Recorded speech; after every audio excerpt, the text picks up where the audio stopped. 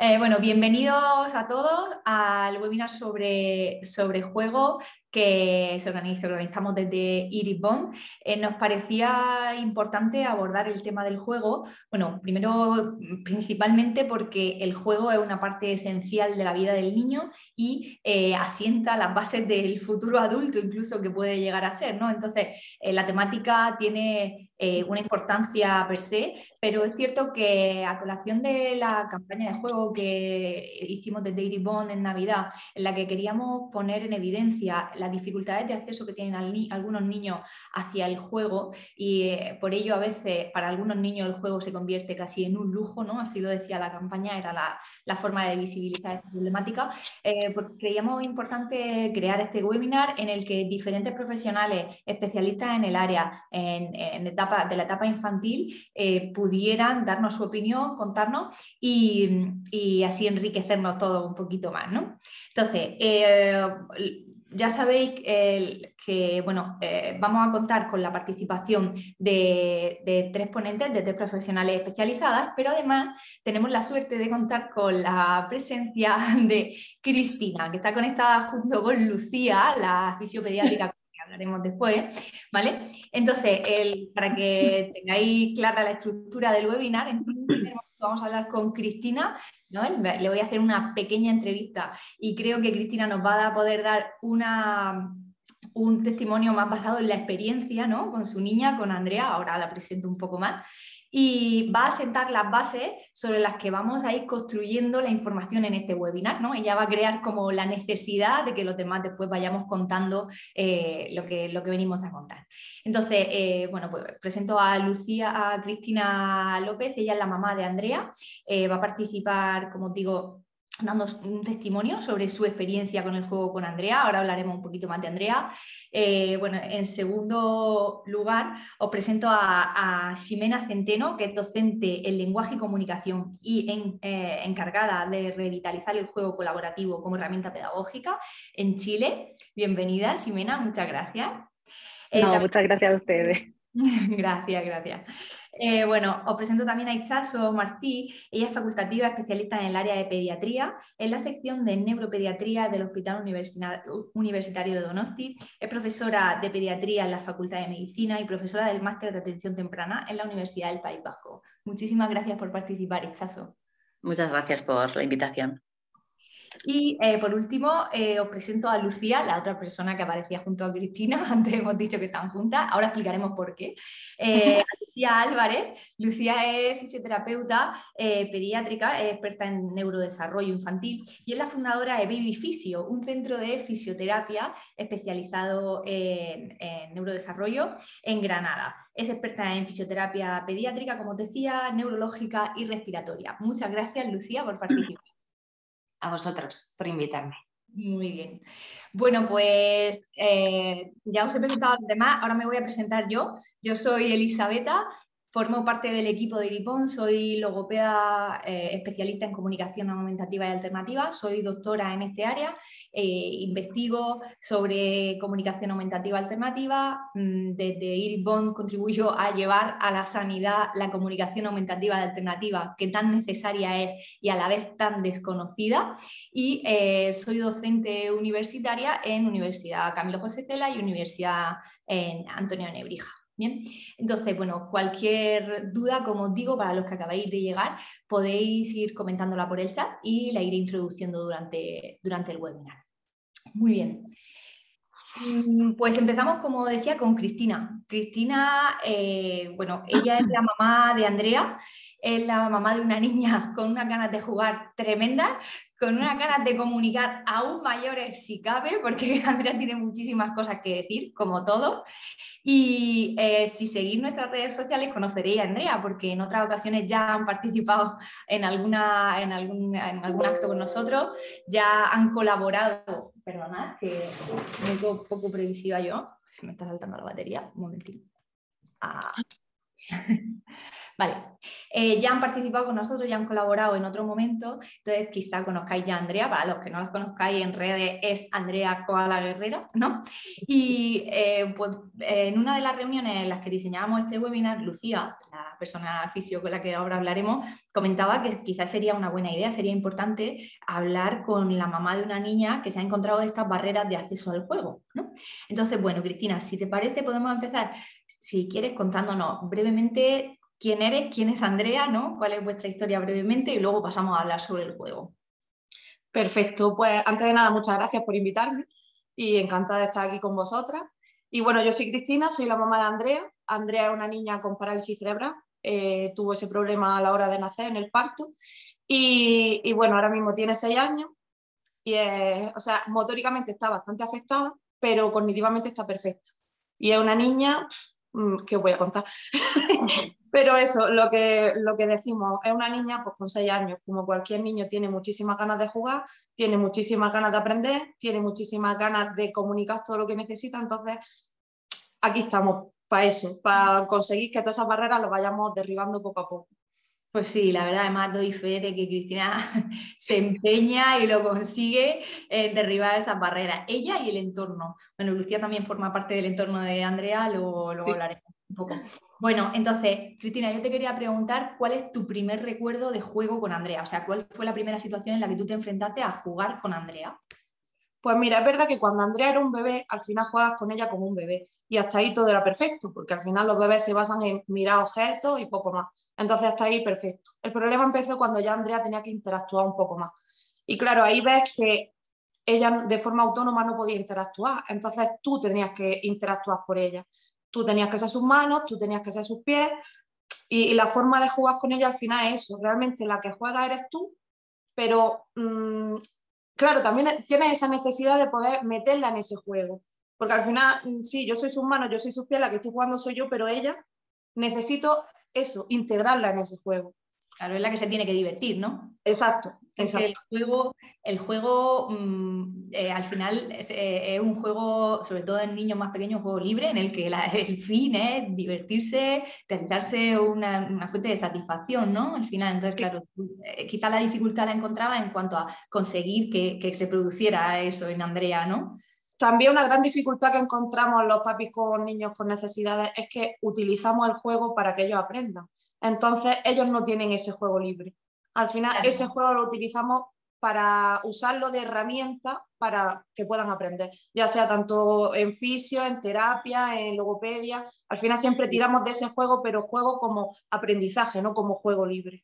Claro, de hecho, en la investigación se ha intentado siempre de unos años hacia acá investigar cómo las consecuencias o los beneficios del juego con respecto al desarrollo, etcétera.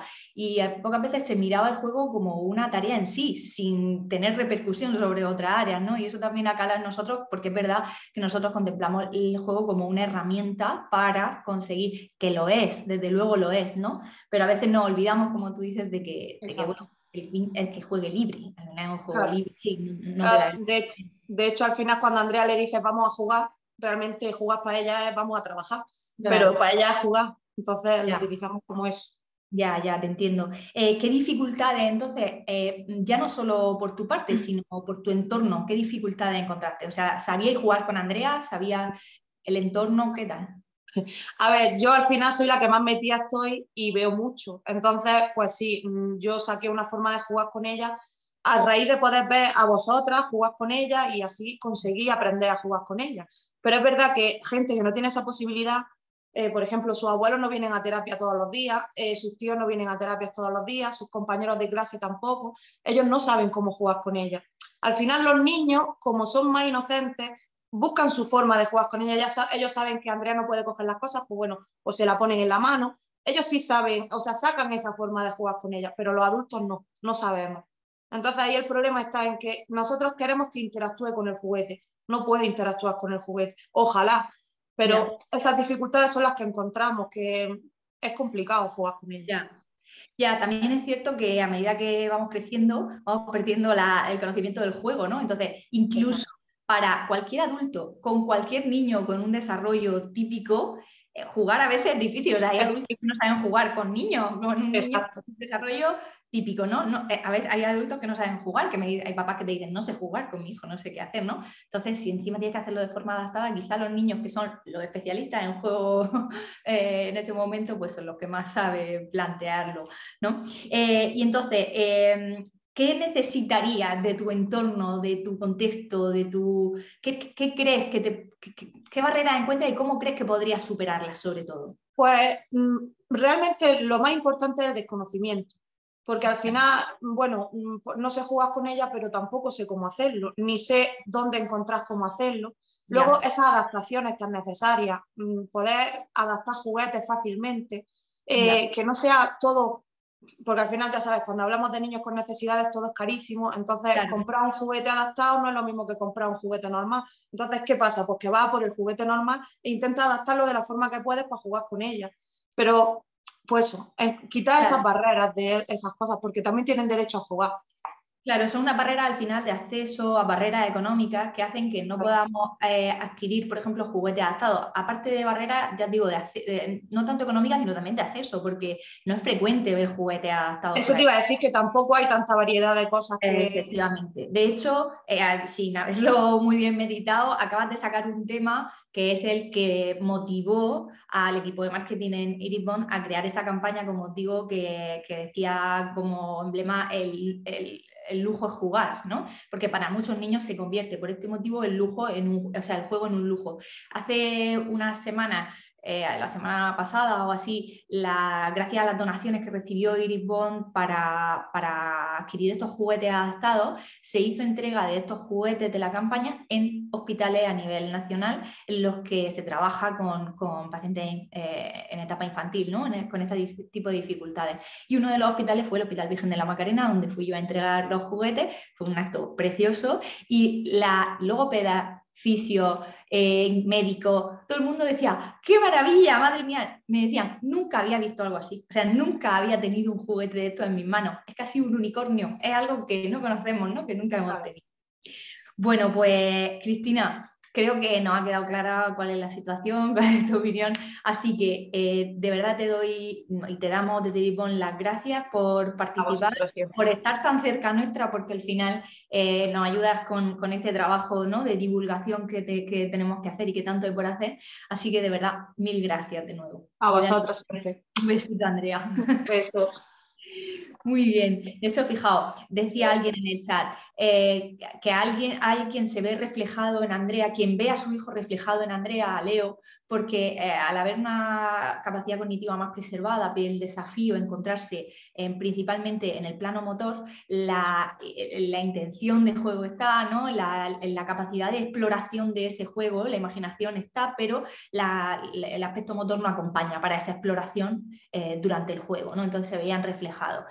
Y aquí alguien también decía en el chat, bueno, que es difícil a veces bajarse a ese nivel, ¿no?, del niño, adaptarse, mejor dicho, porque hay que contemplar otros aspectos como el posicionamiento, como el aspecto sensorial, ¿no? Entonces, todo eso para alguien que no tenga conocimiento en el área es difícil tenerlo en cuenta y adaptar a través del juego, ¿vale?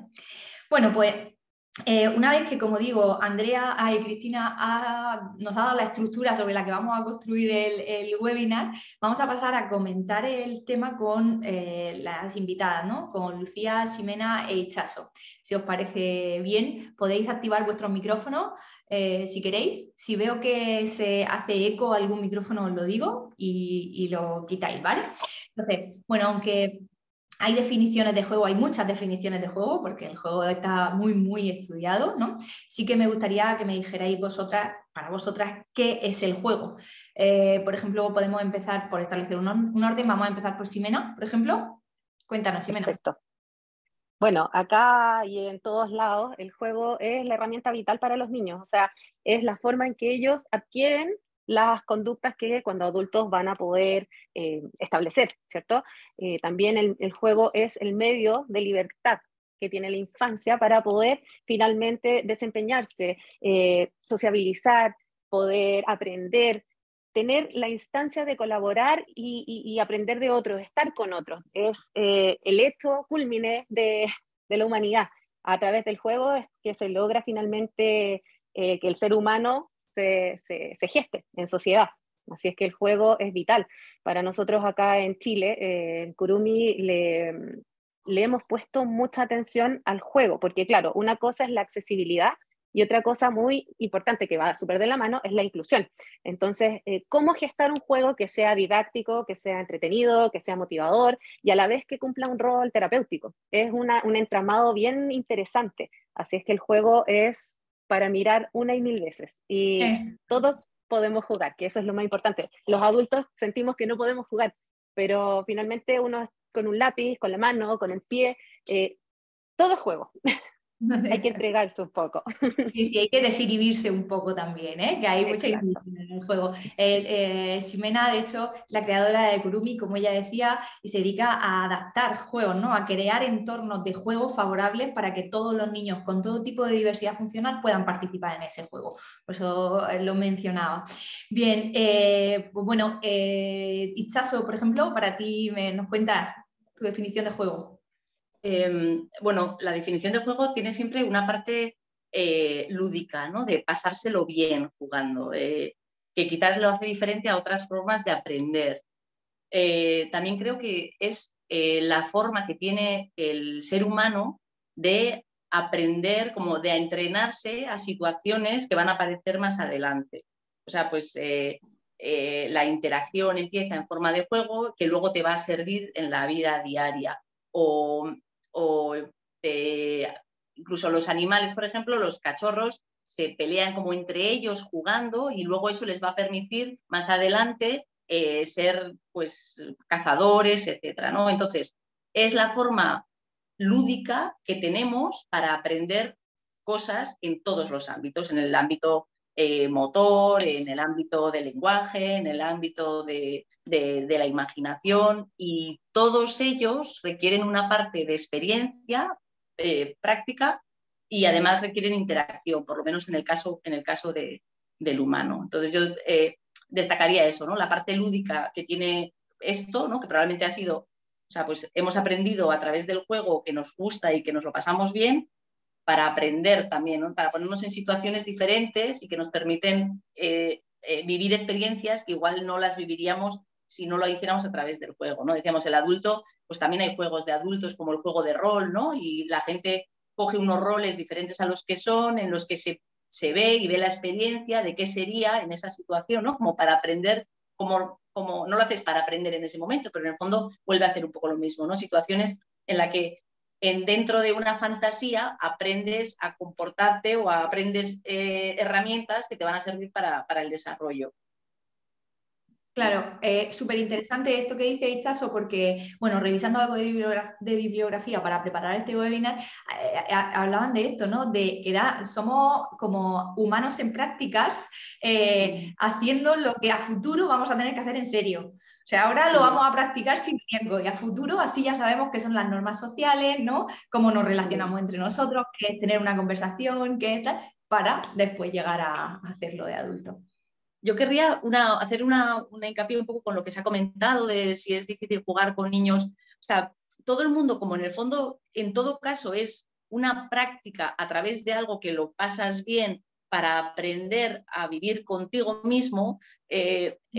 Quizás el problema con niños que tienen un trastorno motor importante es que no somos capaces de ponernos en la situación de tener un trastorno motor importante. Nosotros sabemos cómo para enseñar o para enseñar el juego solamente sabemos jugar con nuestras herramientas, y nuestras herramientas son motoras o son de lenguaje, entonces no sabemos ponernos al nivel de esa persona que quiere experimentar, que quiere aprender, ¿no? Claro. Entonces es como si hubiera humanos que vuelan y juegan volando y dicen, ay, qué pena, mira, ese humano que no puede volar no puede jugar. Pues sí, ya jugamos a otras muchas cosas, ¿no? Sin necesidad de volar. Pues yo creo que es un poco eso, saberse poner en su situación y en su mundo para saber cómo disfrutar y experimentar dentro de su situación. Sí, súper importante, muy interesante lo que dice Itxaso. Al final es eso, una falta de conocimiento de ese, ¿no? No tenemos puntos de referencia sobre los que partir para elaborar un juego con ello. Vale, Eso. muy interesante. Y nos falta Lucía. Lucía, cuéntanos qué opinas sobre el juego. Pues la verdad que gracias, Ichazo, porque justo lo que has dicho es un poquito como lo iba a orientar, porque yo de juego, teoría del juego como tal o neurociencia del juego como tal, yo no sé, a los fisios no nos preparan a jugar, pero yo me vi obligada a tener que usar el juego como herramienta terapéutica, para ya no como la terapia del juego, sino usar el juego para que un niño entre conmigo en terapia y se divierta, porque si no, no va a aceptarla.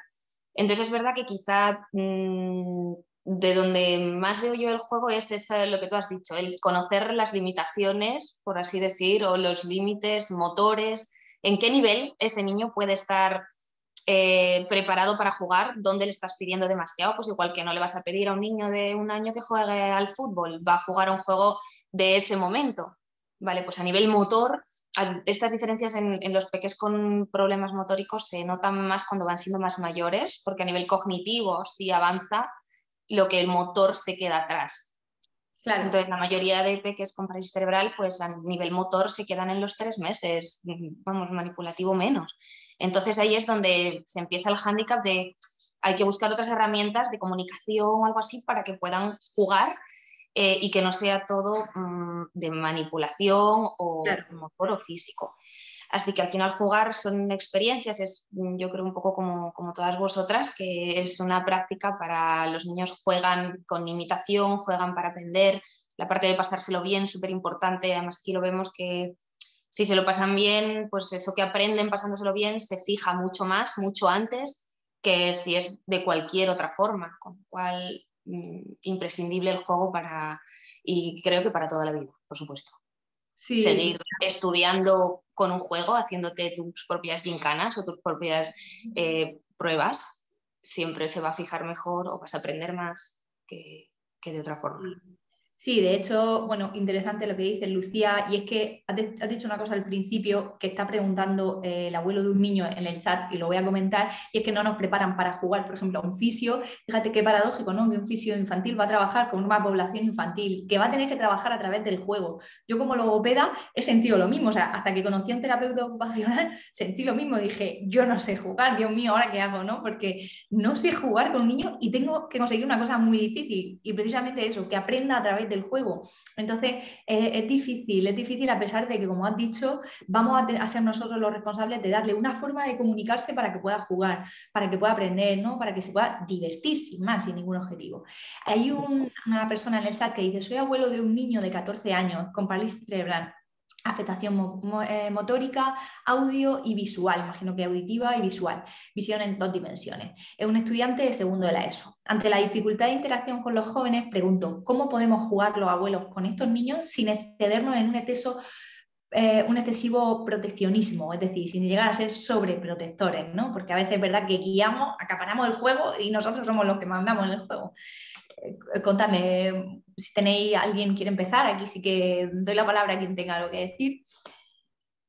Yo como experiencia tengo, este verano mismo tuve un peque, sí, peque, no peque, ya de peque nada, es secundaria también, está en segundo, ¿no? Sí. También yo creo que tiene la misma edad. Es verdad que motóricamente está bastante afectado, visualmente no, auditivamente tampoco. Pero al final también muchas veces creo que se peca de, bueno, como motóricamente le ves que no tiene esa capacidad de jugar mal, infantilizarlo, y esto les desconecta totalmente. Entonces yo invito a este abuelo a que si tiene otros nietos o sus amigos tienen otros nietos de esa edad, que se acerque y vea a qué juega un niño con 14 años, para empezar. En qué nivel de juego está y con qué se entretienen esos niños. Y de ahí partir.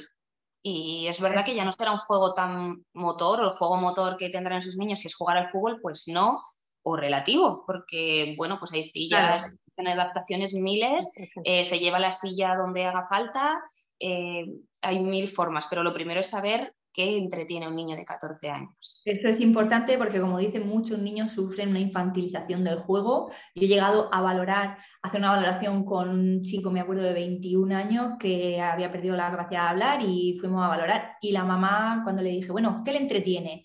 ¿no? Me dijo, bueno, mira, le he comprado esto, parece que le gusta. Y me sacó la granja de Fisher Price, donde están los animales. Dice, porque a él le gustaban los animales. Realmente la mamá es que dijo, un tema afín a él son los animales. Pero claro, estaba totalmente infantilizado y a él hasta le dio corte que yo lo viera, ¿no? Claro, entonces puede ser es algo en lo que podemos caer sin darnos cuenta. Ximena, por ejemplo, que tiene el micro abierto. Sí, es súper importante el tema que toca Lucía, porque también pasa mucho en los ambientes más abiertos. Se ve inmediatamente, el ojo advierte la diferencia, ¿cierto? Entonces se trata de bajar el nivel y que esos niños jueguen a partir de mi perspectiva, de mi idealización del juego, negándole, por supuesto, la opción de ellos, válida, de decir, ¿sabes qué? Me gusta, no me gusta, participo o no participo, ¿cierto? Entonces, muy importante, mirarlos, atender, escuchar sus necesidades para poder también atenderlas. Nosotros acá para crear los juegos inclusivos no partimos de lo que queremos nosotros.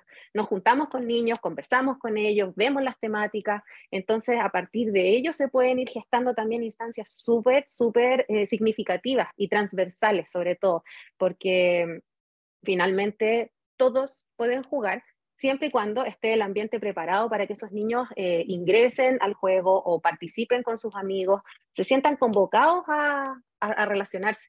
Entonces eso siento que es muy importante, es un muy buen punto de partida para evitar también la infantilización, porque claro, uno puede pecar a partir de la buena intención.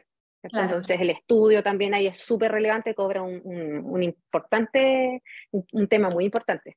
Claro, efectivamente, el otro factor, aparte de preferencias y gustos, que me dirán Ximena, importante el contexto, quién juega, cómo lo hace, qué conoce el entorno, ¿no? Sobre juego. Y Chaso, ¿querías aportar algo más?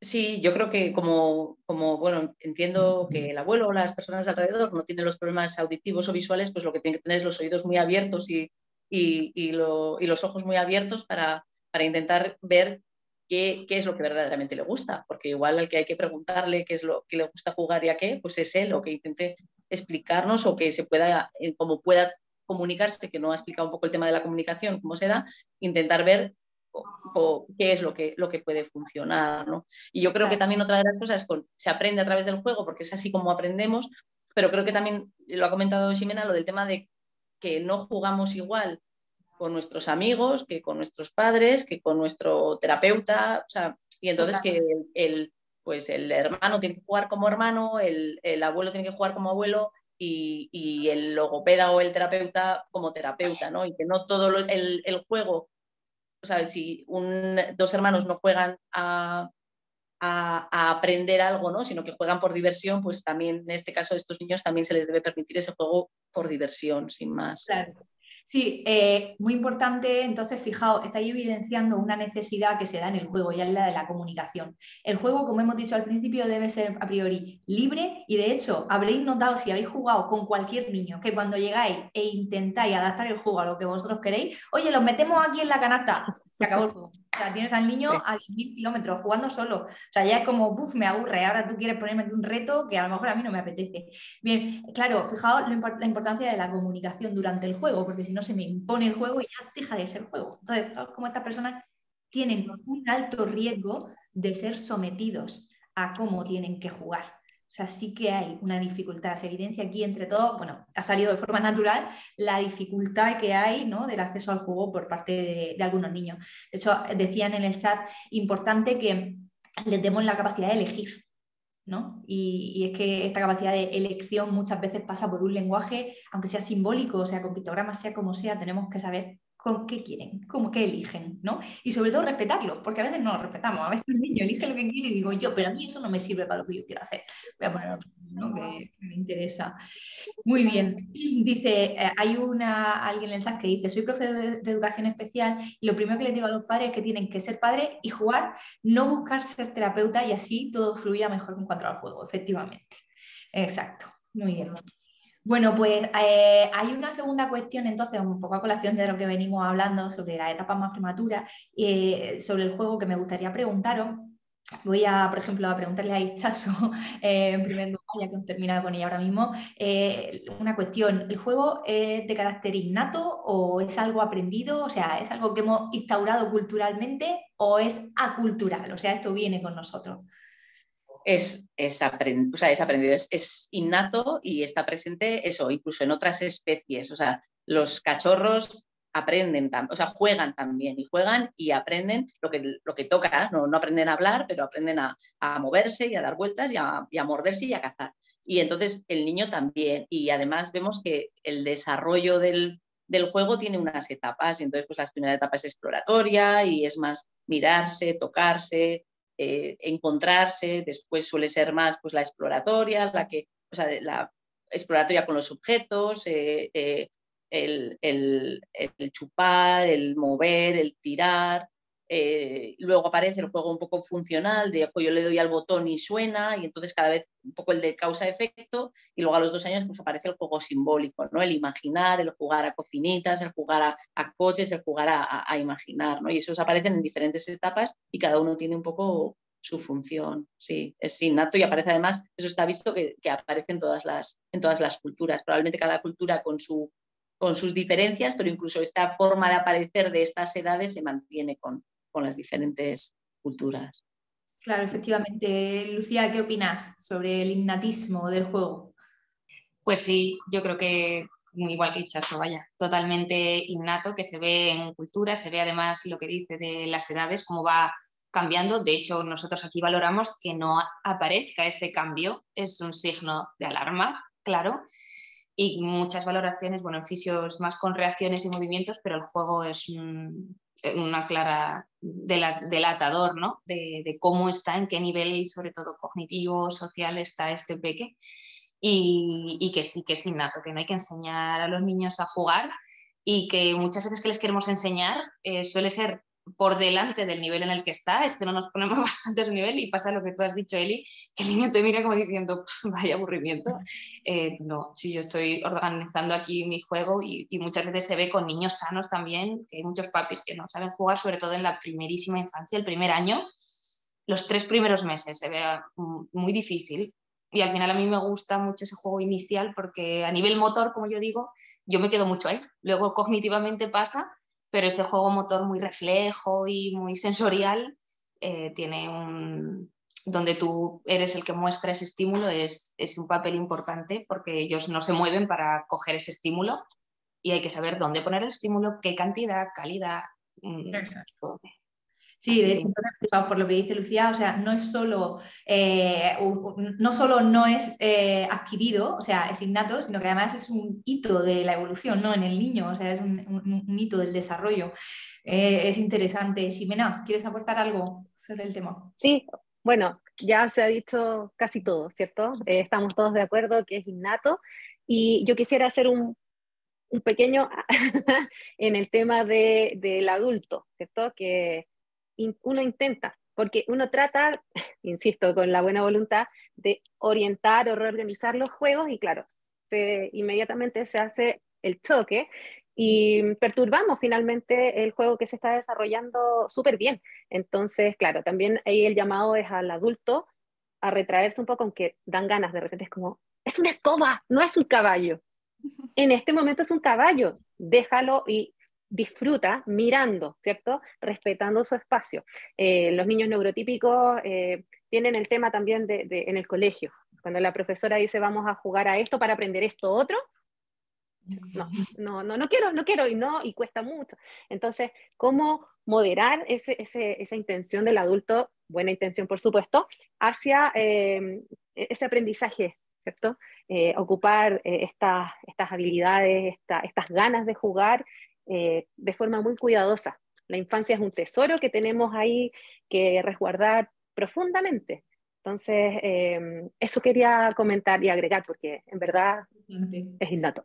Sí, de hecho, yo hago 2 apuntes sobre lo que tú acabas de decir. Uno es que acabas de decir una cosa muy importante que dicen en investigaciones que he leído estos días preparando este webinar, como decía, y es que cuanto más extendamos la infancia y el juego, mejor preparados vamos a estar para lo que nos viene después, ¿no? Porque al final, como decía Itxaso, es una forma de ponerme en los pantalones que voy a llevar a futuro. Entonces, cuanto más lo tengamos, más cantidad de experiencia tengo previa y de mayor calidad seguramente, porque voy evolucionando y madurando y cada vez mis experiencias en el juego son mejores y por tanto mejor acceso voy a tener después a la autonomía, porque al final lo que queremos lograr con todo, nuestra meta final de la carrera está la autonomía, ¿no?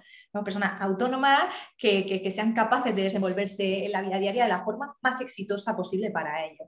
Entonces, es importante. Y luego lo segundo también que decía, importante al adaptarnos al juego de los niños, ocurre que, como dice, a veces decimos, bueno, sí, yo trabajo jugando, ¿no? Bueno, pero jugando a lo mejor para ti es juego, o sea, para otro a lo mejor es un reto que no le gusta nada, o sea, tú a lo mejor dices, yo trabajo jugando pues mediante 3 en raya, bueno, a lo mejor 3 en raya ahora mismo, pues no es el juego que mejor se le da, ¿no? Entonces, yo, por ejemplo, con la terapeuta, mi terapeuta de cabecera, ¿no? Que es Celia, la persona con una terapeuta ocupacional con la que yo he trabajado durante mucho tiempo, vamos, codo con codo, literalmente, aprendí que no constaba en que yo planteara un juego, la cosa no iba de que yo planteara un juego con lo que yo quería alcanzar, sino de que el niño me planteara un juego y yo tengo que tener la habilidad de adaptar ese juego a lo que yo quiero, o sea, de llevar el juego por donde yo quiero. O sea, esa realmente me parece la habilidad más difícil de adquirir como profesional, ¿no? El saber decir, venga, y ahora tú quieres jugar con los dardos y yo quiero mejorar la fluidez del habla. ¿Qué hacemos? Yo tengo que adaptarme a esto, ¿no? Lucía, tú sabrás de esto también, porque en fin, yo sé que es día a día. Totalmente. De hecho, a mí los juegos cuanto menos marcados están, más me gustan. O sea, yo prefiero jugar con bloques, maderas, sin colores y que la imaginación sea lo que sea, a coches muy claro que son coches, animales muy claro que son animales, más abierto y a más abierto también más fácil de encauzar para ti, porque si es muy cerrado, pues está muy cerrado. Y Venga. cuanto más abierto, más esa imaginación, la historia, pero siempre adaptarte al interés del niño, por supuesto, es que si no el niño que no va a hacer, no hay juego. va a colaborar ni jugar. Bueno, y entrando ya, sí que es cierto que antes he dicho, bueno, el juego per se tiene su entidad, ¿no? No necesita que veamos en qué repercute, ¿no? Pero si miramos qué beneficios trae al niño el juego, por ejemplo, Itxaso, ¿qué nos dirías? ¿Qué áreas del desarrollo del niño se ven beneficiadas por el juego? Pues las áreas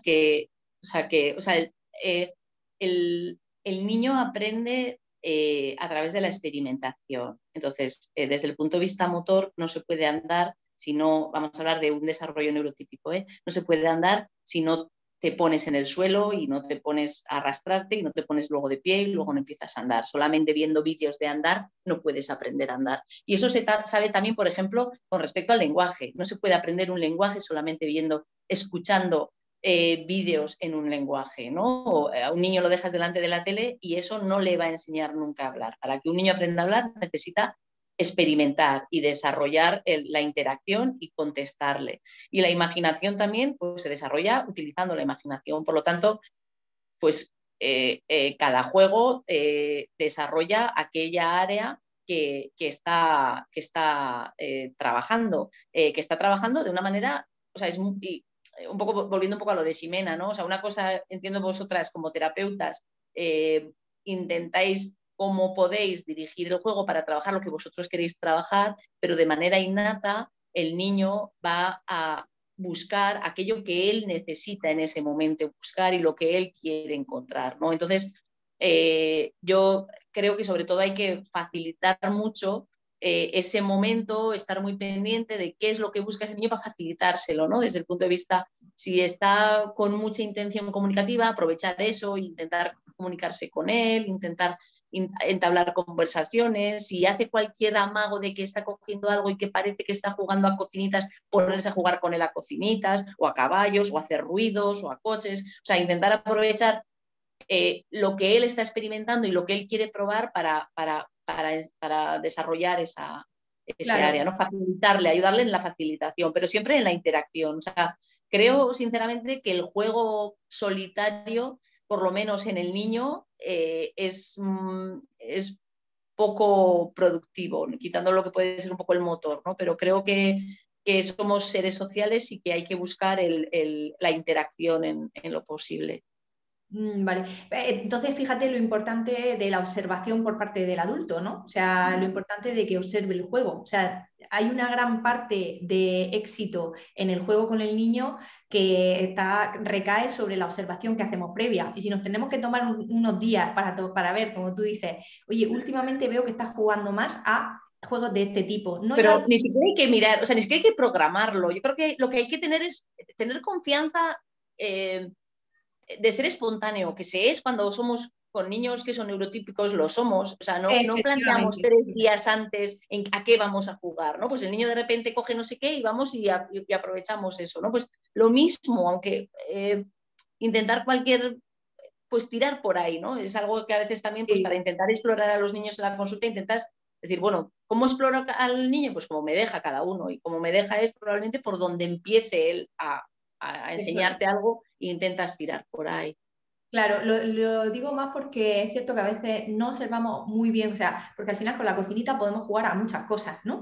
Y a veces digamos, no observamos bien qué es lo que le apetece hacer con las cocinitas, si realmente le apetece hacer comida o si lo que le apetece es fregar los platos porque es la parte motora la que en ese momento le está gustando. Entonces, bueno, que echemos un ojo a cuáles son sus preferencias. Me parece muy interesante, Chaso. Ximena, ¿tú qué nos cuentas? Sí, me pasa que surge la importancia, la relevancia del espacio en este estudio que podemos hacer, en esta mirada hacia la infancia. Y yo siento que más que acompañar, observar, que es súper importante, nosotros como adultos también nos tenemos que posicionar en nuestro rol de suministro, ¿cierto? Ofrecer los espacios, ofrecer las instancias, dedicarnos a ese momento, porque jugar involucra entregarse, o sea, los niños no juegan por jugar, ellos se toman súper en serio su momento. De hecho, hay una cita por ahí que dice, el real adulto es el que hace sus cosas con la seriedad con que jugaba. Entonces, disponer de este espacio, asegurar, ¿cierto?, la calidad del espacio, porque no es solo dejarlos ahí y que ellos vean, pueden tener, no sé, un supermercado lleno y no tienen ganas porque se sienten solos. Entonces, visualizar, acompañar, establecer, ¿cierto?, algunos ítems que como adultos tenemos que sentar las bases para que estos niños puedan jugar. Entonces, los niños en situación de discapacidad muchas veces se ven enfrentados a que el ambiente está preparado, pero no está adaptado, no es accesible para ellos. Entonces, ahí yo creo que es una tecla súper importante que tenemos que tomar como adultos, ¿cierto? Porque Totalmente. la infancia está hecha para jugar, son los momentos más espectaculares de la vida y uno no se acuerda del juguete, uno se acuerda de lo que hizo, cómo se sintió y qué es lo que generó luego de ello. O sea, los niños en preescolar van a jugar, Eso es. ¿cierto? Y después pasan a básica a estudiar. Y ahí también hay un corte importante. Totalmente, totalmente. Lucía, y tú como oficio especializada en la edad infantil, ¿qué beneficios crees que aporta el juego al desarrollo del niño? Pues cuando has preguntado me salió automático decir a qué área no beneficia el juego, porque son todas plenas, todas las que se me pueden ocurrir o conozca, con el juego se ven beneficiadas. Y es verdad que al hablar así, la última puedo recoger de las dos, el espacio que dice Ximena es un tema clave con niño neurotípico y ya con un niño con un reto motor, que es a lo que yo me dedico, pues muchísimo más, porque es muy difícil, es un niño que no se mantiene ni sentado, que como digo motóricamente es un bebé no voltea aún, estamos hablando de 3 meses. Claro. Entonces, el dejarle para que observar si ahora le apetece coger, no, le va a apetecer coger o interactuar con muchas cosas, pero Claro. no lo va a hacer nunca. Claro, claro. Ni lo va a decir, porque no puede, para eso está la comunicación, que por lo menos ya pues de una pantalla y puede decirte, oye, mira, pásame esto, que me apetece jugar, pero es que si no tienes que estar tú todo el rato de encima. ¿Te apetece esto? ¿Te apetece lo otro? Llegamos a la comunicación solo con que abrir la boca, en el caso de Andrea, abrir la boca es sí, y si no la abres, no. Y con un sí y un no simple, antes de tener la tablet eran 2 pulsadores. Claro. Y los pulsadores se podían grabar cosas, a veces era sí, no, y otras veces pues grabábamos otras cosas, pero siempre 2 opciones como mucho. Y te ves limitadísimo, claro, con 1 año, 2, sí, vale, pero ya con 5 o 6, no. Entonces el adaptar la idea ideal está bien, pero es realmente muy difícil. Muy difícil. Ese juego para que favorezca en todas las áreas que se te ocurre con niños con una limitación motora. Muy difícil. Totalmente. Claro, porque sí, sentimos un poco el peso de, jolín, no está haciendo este juego, entonces, ¿cómo se van a desarrollar estas áreas? ¿No? Esa era la segunda pregunta, porque ¿qué pasa cuando no hay juego de ese tipo? ¿No? Al final, casi que lo habéis respondido como de importante es crear el ambiente, que se dé el juego para ese desarrollo, ¿no? Cuando hemos definido el juego, hemos hablado de cuál es el objetivo.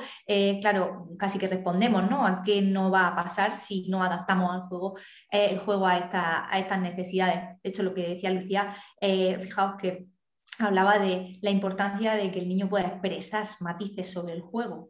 Es que, y como a qué quiere jugar o cómo quiere jugar, de qué forma, o sea, la comunicación al final es importante. Yo hablo como logopeda, la comunicación es importante, pero no solo importante, es fundamental para el desarrollo de todas esas habilidades, bueno, de esta y de otras de autonomía, como la alimentación, como la actividad de la vida diaria, aprendizaje, etcétera, etcétera, ¿no?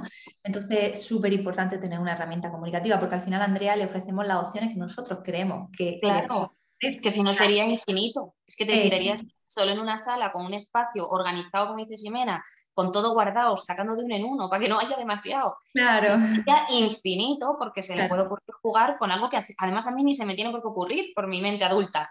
Claro. Igual ella quiere probar una cosa que a mí no se me ocurriría, como ves a muchos niños que dices, y juega con la caja vacía. Exacto. Y no juega, y si le apetece una caja. Claro, Y no se me tú como ocurre ni adulto, claro, tú como adulto seguramente nunca se te ocurriría decirle, ¿quieres que juguemos con la caja a romperla, por ejemplo? Por ejemplo. No es algo que entre nuestra, ¿no? Bueno, os lanzo una pregunta. Ximena, por ejemplo, te la lanzo a ti, ya que está un poco en este campo. ¿Cómo ha cambiado el juego en la actualidad? O sea, actualmente, ¿cómo es el juego? Bueno, ha tenido un radical cambio, ¿cierto? Por un tema también social.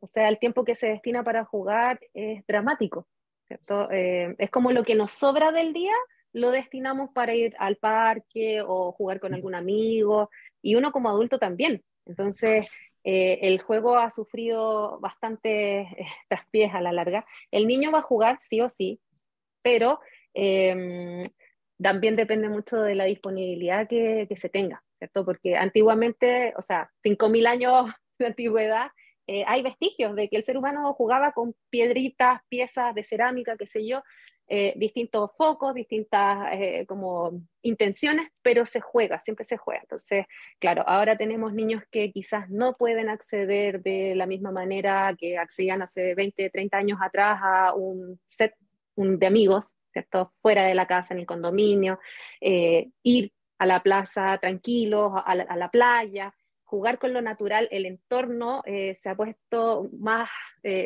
restrictivo a la larga. Entonces el juego, claro, ha sido bastante dañado, ha salido bien trastocado después de, sobre todo del tema de la pandemia, que acá en Chile por lo menos lo primero que se cerró fueron los colegios y las plazas. Entonces hace como mucho ruido respecto a qué importancia le estamos dando desde los adultos, ¿cierto? Porque lamentablemente aquí es la mirada del adulto la que quizás prima. Entonces, me interesa mucho este tema y agradezco mucho el espacio porque centrar la mirada en el niño cobra una importancia relevantísima, ¿sí? Porque el juego hoy en día, wow, que ha cambiado. Y también está no sé, la tentación de caer en que están los juegos tecnológicos que evidentemente aportan, pero centrarlo todo en eso, en el aparato tecnológico, ¿cierto? La tecnología nos aporta montones, no podemos negarlo, pero el contacto físico, el contacto con otros, enriquece el juego, pero infinitamente. Sí, Entonces, claro, claro, ha cambiado y ha claro, salido bien trastocado. indudable. Y Chaso, ¿qué opinas sobre el tema?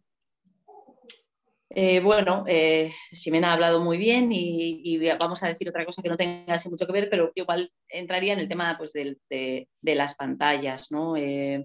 Claro. Los móviles, las tablets, etcétera, se utilizan desde edades muy precoces porque primero hace mucha gracia ver qué bien se manejan los niños en las tablets, lo bien que lo hacen, pero es una herramienta que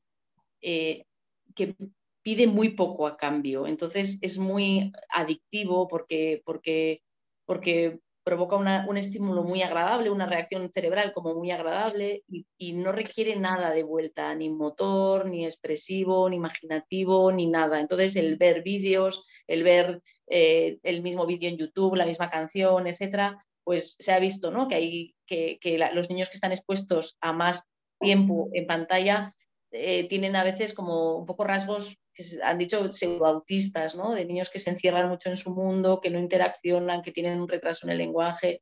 Y la verdad creo que con los niños con una discapacidad motora todavía el riesgo es 1000 veces más, ¿no? Es muy difícil saber qué les puede entretener o ahí espontáneamente es más difícil interactuar con ellos y les encanta, les gusta tanto como al resto de los niños las pantallas. Entonces, muchas veces es una forma fácil de ponerles un vídeo, además les suele gustar como los mismos vídeos y tranquilizar. Pero a la larga esto aporta muy poco y tiene sus peligros. Entonces, yo creo que hemos perdido juegos motores, sobre todo, y probablemente hemos perdido juego simbólico también. Pues al final los juegos están tan delimitados. Antes decía Lucía que ella prefiere juegos lo más limpios, ¿no? Que haya que imaginar mucho, pero cada vez están tan delimitados todos que es muy claro cómo se tiene que jugar, ¿no? Y entonces hay que poner poca imaginación. Entonces quizás deberíamos intentar volver a juegos un poco más simples y más de interacción, de comunicación también. Sí, de hecho hay metodologías incluso educativas más innovadoras en algunos aspectos que apuestan por esto, ¿no? Por materiales de aprendizaje y de juego que sean neutros y que nosotros le demos el valor que nosotros consideremos que puede aportarnos, ¿no? Claro, es muy diferente también para un niño con una discapacidad motora necesitar una tablet o una pantalla para comunicarte, donde es una herramienta de comunicación, y otra cosa es que sea una herramienta de diversión y de atención, donde preste toda su atención. Sí, de hecho, por ejemplo, en comunicación se diferencia muy bien cuál es el dispositivo tecnológico con el que me voy a comunicar y cuál es con el que me voy a divertir. Y con el que me comunico no es el mismo que con el que me divierto, porque, como tú dices, es muy gratuito el placer que da la pantalla, ¿no? Y no requiere casi de esfuerzo. Entonces, bueno, es una desventaja total con respecto a otro tipo de juegos. Y hablando de una cosa que tú has dicho, Itxaso, del requerimiento motor de este tipo de dispositivos, ¿no? De cómo ha cambiado el juego, Lucía, ¿cómo repercute, claro, en esto en el desarrollo motor? ¿No? Claro, yo aquí tengo una dicotomía muy grande, porque Claro. por un lado en el niño neurotípico opino exactamente igual que vosotras, me parece fatal, de hecho lo que decías de los rasgos casi, ¿no? De TDAH, de trastornos, creo es en la atención, o sea, a nivel atencional, pero es que la atención del ojo, la atención de todo, del cerebro, ¿no? La pantalla es lo que tú dices, te lo da todo hecho, todo, no tienes que hacer nada y además cómo altera incluso los tiempos de espera, la paciencia, porque en un capítulo pasan 1000 cosas en 2 minutos y yo me aburro mucho porque no me pasa nada. Y como pues los niños no saben aburrirse, para que la creatividad, vamos a jugar a otra cosa, buscar una salida y enlazar uno con otro. Entonces, por un lado, a un niño que motóricamente pueda moverse, sí. Y la dicotomía es porque las pantallas y la tecnología para los fisios está en un auge tremendo, con evidencias gordas además, incluso solo con experiencias en 3D, ¿no? Vivencias en 3D a nivel cerebral, o sea, maravillas. Que lo que dice él, y yo creo que hay que separar muy bien qué es para moverme, pero claro, estos peques que al final es que usan pantallas para todo lo guay. Al final hemos dicho que el juego es experiencia y diversión, y si yo solo no puedo hacer nada y de golpe me dan una pantalla y me comunico, una pantalla y me puedo mover, nosotros aquí pues hay sistemas de peso, de balanzas, donde si yo quiero que cargue más en una pierna o en otra, tiene un sensor y encima le pongo un juego que está conectado y hay que pasar por entre unos palos de esquí y si piso uno paso y gano y si piso el otro paso y gano y yo estoy trabajando un control motor con un feedback súper positivo que va a dejar una huella, sinapsis neuronal, aprendizaje, motor, que de otra forma es que es muy difícil. Claro, claro, entonces aquí, fijaos, destacaríamos entonces el papel mediador de la persona, el acompañante que está con el niño. O sea, aquí lo importante es que el rigor, el conocimiento, el criterio lo tengamos las personas que acompañamos al niño en ese juego, ¿no? Porque al final nosotros vamos a tener el criterio de decir, hasta aquí no, esto sí, esto no. Al final ellos todavía no tienen herramientas para discernir qué es apropiado, qué no, qué les aporta o qué no, ¿no? Como Entonces, cualquier niño, supongo. efectivamente, como cualquier niño. Yo también querría diferenciar eso, Lucía, estoy totalmente de acuerdo contigo. Una cosa es la tecnología como herramienta, pero también para el juego lúdico, pero como herramienta. No, o sea, el problema lo veo en la pantalla, en el ver vídeos en YouTube, vamos a decir, el estar viendo un vídeo, otro vídeo, que a muchos de ellos también ellos mismos los buscan y los encuentran y les gustan, ¿no? Y eso es lo que es especialmente pasivo. Un juego, incluso un niño más mayor, pues dices el 3 en raya que antes comentaba Eli, pues el 3 en raya, pues algunos no lo pueden hacer motóricamente, pero lo pueden hacer quizás con una pantalla y se lo pasan bien con eso, pues qué bien que existe la pantalla y lo podemos hacer a través del ordenador, que si no, no lo podríamos hacer, ¿no? Pero claro, ahí es para buscar algo que no lo podemos hacer de otra manera. Sí. Eso justo que estás diciendo, Itxaso, están comentando en el chat, claro, que hay niños con una dificultad, un desafío a nivel motor, que acceden a todo a través de la mirada, por ejemplo, como en el caso de los usuarios del lector de mirada, ¿no? Que desarrolla Iripon. Entonces, yo, por ejemplo, veo a muchísimos pacientes con este tipo de software que vienen preparados para la comunicación, pero también para en cierto modo, desarrollar el juego, ¿no? Porque vienen juegos de causa-efecto, de exploración, de elecciones, etcétera. De nuevo, y preguntan, claro, ¿y cómo lo hacemos? Entonces, si su forma de acceso al juego ahora mismo está siendo a través de un software como Gris 3, por ejemplo, mencionan, ¿no? Que viene ya con juego incluido. De nuevo, para mí lo importante es el papel mediador de la persona que está con el niño. O sea, la gestión del tiempo que nosotros hagamos, del tiempo que pasa el niño jugando a ese tipo de juegos, va a depender del adulto que está al lado, ¿no? Nosotros cuando diseñamos Gris 3 podemos diseñar el acceso a esos juegos o no, el no acceso a esos juegos, ¿no? Entonces, bueno, va a ser de nuevo nuestro papel fundamental para tener criterio. Por eso estamos aquí en este webinar hoy, para aprender un poco más sobre, ¿no? Para tener más nociones sobre juego y elaborar ese criterio del que hablaba. Desde luego, como decía Itxaso, para muchos niños es una oportunidad la tecnología. O sea, la causa-efecto la podemos trabajar de una forma muy accesible el juego sin que les requiera un esfuerzo extra como no les requiere al resto de niños a través de tecnología, y eso es obvio. Pero la gestión que hagamos de ello creo que es lo importante. No sé si estáis de acuerdo, creo que sí, ¿no? Sí. Hablando Yo quería aportar una cosita pequeña Sí. respecto al andamiaje que nosotros podemos ejecutar como adultos. No podemos entregarle un dispositivo a un niño y esperar que ellos sean capaces de discernir la cantidad de tiempo, el contenido, la exposición de ellos mismos hacia afuera. O sea, se han visto un montón de ejemplos súper nefastos hacia la infancia. Entonces, el mediador tiene que tomar su rol y posicionarse muy bien, porque este proceso de andamiaje se requiere de alguien que esté muy consciente. Y claro, el otorgar y también ir, no negar, no ofrecer a la larga. Ese es como el juego.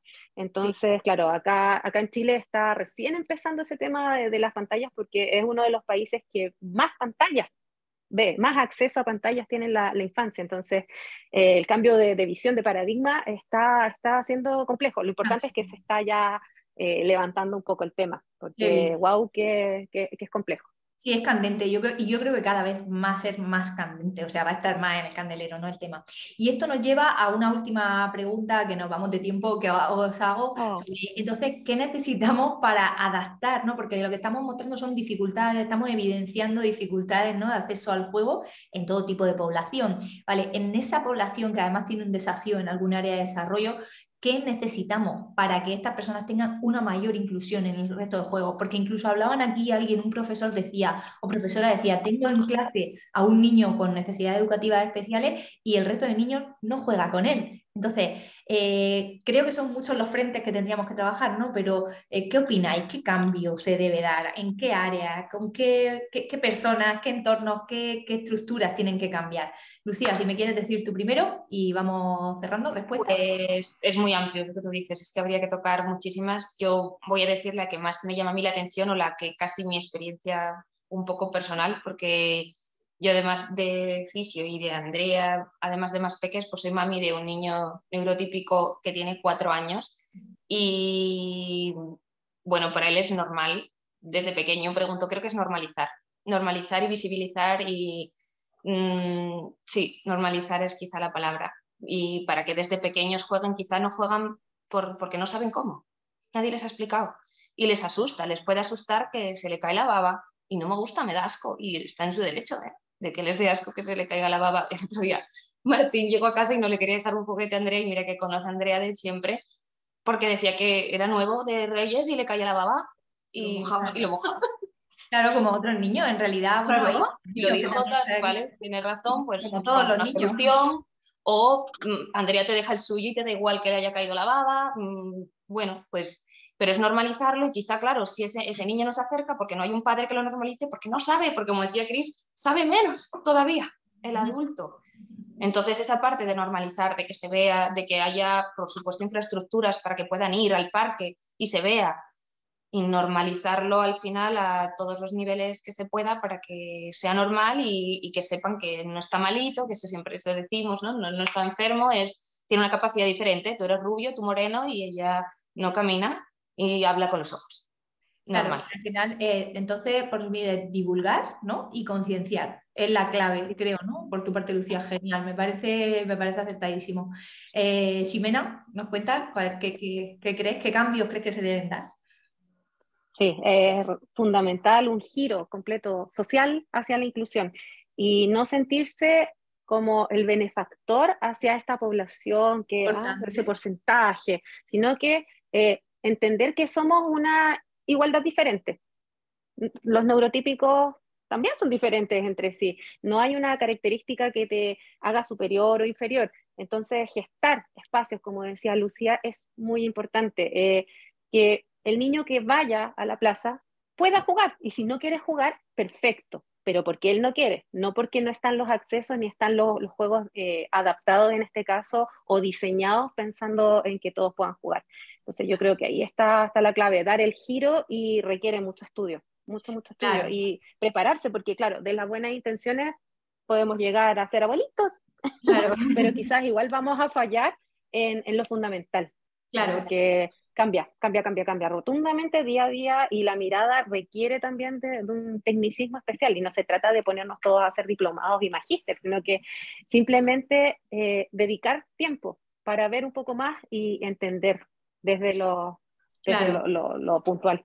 Claro, importante esto de que no tengamos la visión de las personas con discapacidad y sin discapacidad, sino la población en general, Claro, una diversidad funcional y que no sea evidente que no sea exacto. evidente la baja funcionalidad en algo no quiere decir que tú no la tengas. Quiero decir, al final todos tenemos una funcionalidad diferente, en unas cosas más visibles y en otras menos. Por ejemplo, la movilidad, ¿no? El desplazamiento autónomo es muy evidente porque el mundo está diseñado para movernos de una forma. Entonces es muy evidente por eso. Simplemente es la evidencia con Exacto, la que lo veas, la funcionalidad, ¿no? Importante.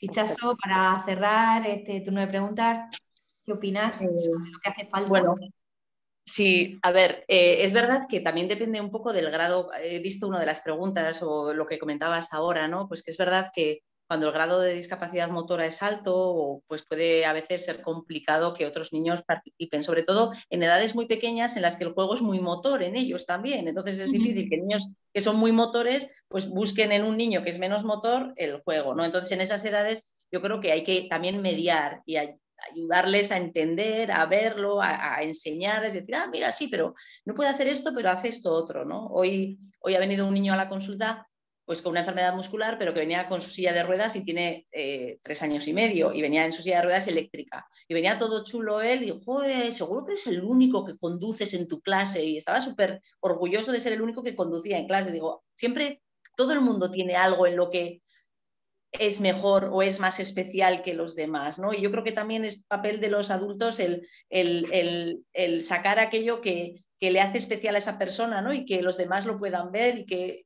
todos tengamos nuestra parte un poco de gloria.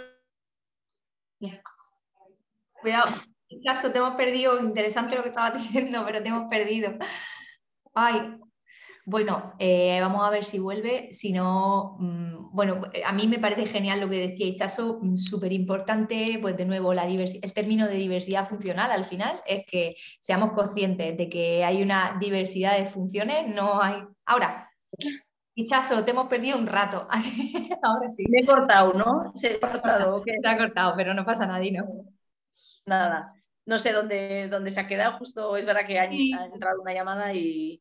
El potenciar, decías que es importante que veamos cuál es la máxima funcionalidad de cada persona, porque es lo que decíamos, ¿no? La diversidad funcional es lo que tenemos que entender y no esa dicotomía de pobrecito o qué suerte que está bien, ¿no? Sino que todos tenemos un potencial. Cosas buenas y malas. Exacto. De hecho, si me lo permite, yo voy a contar una cosa que pasó un Muy día bien. en el cole de Andrea, que la seño me mandó fotos y me mandó un vídeo de los niños jugando con Andrea y ellos estaban, o sea, ellos son perfectamente motóricos, o sea, se mueven bien y todo perfecto. Pues estuvieron construyendo una casa con sus ruedas de neumáticos, sus cajones y todo. Andrea no puede andar, Andrea va en su carro. Bueno, pues la metían en su carro, Andrea, vamos a entrar en la casa, la llevaban, o sea, hacían partícipe a Andrea de ese juego, aunque Andrea no pudiera mover esas ruedas, no pudiera mover esas cajas, pero ella estaba jugando con ellos. Entonces creo que realmente tenemos que aprender mucho de los niños. Sí, mucho. sí. Totalmente de acuerdo, Cristina. Fíjate qué bien, qué suerte por parte de Andrea tener un entorno además tan favorable, ¿no? que le ayude tanto a estar realmente incluida.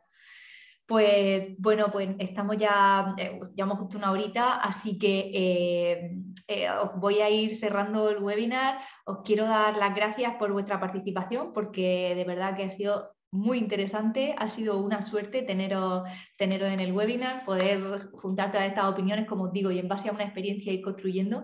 Y sobre todo espero que tanto a vosotras como a mí, que por supuesto yo lo aseguro, como a las personas que han asistido al webinar, este webinar nos deje una semilla dentro que ahora empiece a crecer, ¿no? Porque de esto se trata, de que vayamos plantando semillas y vayan creciendo con pequeños actos como este de Iris Bond, que consigamos llegar cada vez a más población y se vaya creciendo, ¿no? Esa idea que plantamos hoy aquí, pero el simbolismo de la semilla yo lo utilizo mucho, así que bueno, pues nada, muchísimas gracias, gracias a todos por participar y espero que hayáis sentido a gusto vosotros y que a los papás y mamás, profes que se han conectado les haya gustado.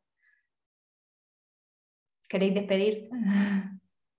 Sí, bueno, yo quería primero agradecer el espacio y el tiempo y que sobre todo sé que entre la audiencia hay muchos padres o familiares de niños con discapacidad y que me siento muy apurada de que yo no tengo que decir a nadie cómo tiene que jugar con nadie, que es un poco una opinión desde el punto de vista neurológico o cómo funciona el cerebro, pero que sé que soy la que menos experiencia tiene en este sentido con respecto a la gente y todo mi respeto a las opiniones diferentes, que ha sido solamente una opinión de un poco cómo se desarrolla el cerebro en la edad. Pues vale, importante siempre la humildad, importantísimo cuando damos un consejo, ¿verdad? Cuando enseñamos siempre de partir desde, oye, yo doy lo que conozco, pero pues gracias, Itxaso, muchísimas gracias, ha aportado muchísimo, muy enriquecedora. Ximena, ¿te despides?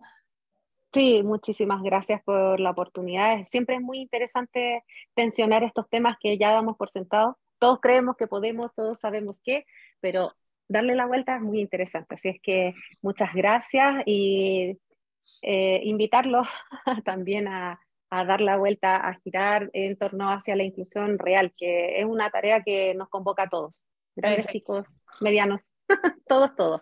Muchas gracias. Lucía, Cristina. Nada, que muchas gracias por contar conmigo, que siempre parece que los fisios con la comunicación como que no, y por mi suerte ya cada vez más sí, porque la comunicación pues para todas las áreas, imprescindible, y que muchas gracias, que he estado muy a gusto y he aprendido un montón, tenía muchas ganas de escucharos, que he venido aquí a aprender, porque tanto a nivel neurocientífico del juego como de una experta en juego y más juego inclusivo, yo he venido a aprender, totalmente. Pues... Bueno, yo sobre todo daros las gracias por contar con mi opinión, porque al final vuestra ayuda para visibilizar lo que vivimos el día a día es súper importante Y eso, que gracias y a seguir plantando semillas, que el árbol crezca súper grande. Eso es. Pues bueno, espero veros muy pronto, tal y como dicen en el chat, con más profesionales que desde otras perspectivas y seguramente perspectivas además con mucho conocimiento y mucho que aportar, se reúnan aquí y espero veros muy pronto y que nos reunamos de nuevo. Si tenéis alguna pregunta, sé que habéis ido preguntando durante todo el webinar, así que entiendo que está todo formulado, pero si tenéis algo que formular, ahora o nunca, que se acaba el tiempo. Nada, ¿no? Imagino que no. Entiendo que habéis ido preguntando. Voy a explicar súper bien. Eso ha quedado clarísimo. Bueno, pues nada, muchísimas gracias y hasta la vista. Muchas gracias. Un abrazo. Adiós.